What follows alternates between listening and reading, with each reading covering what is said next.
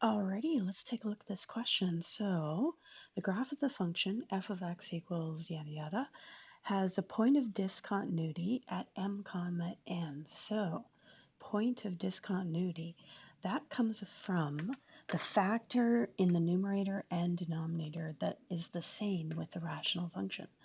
So we need to factor the numerator. So we're going to factor the numerator.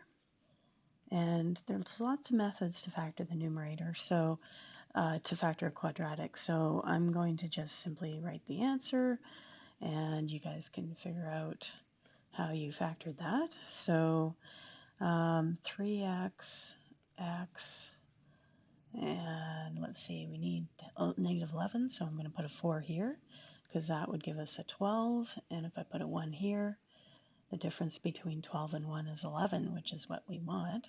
And we need a negative 11, so we want negative 12, positive 1. There we go. Okay, now we can see that the factor that is the same is that x minus 4 factor.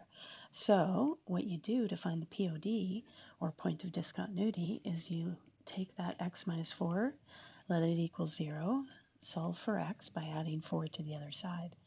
Now that's just the x-coordinate. To get the y-coordinate, what you do is simplify your rational expression by dividing x minus 4, and then you're left with f of x equals 3x plus 1 over x plus 4, and you sub that 4 in for x wherever you see x. That gives you the y-coordinate.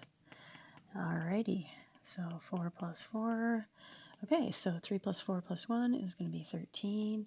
4 plus 4 is 8. And that would be the y-coordinate of the POD, which would be D. And there we go. Hope that helped.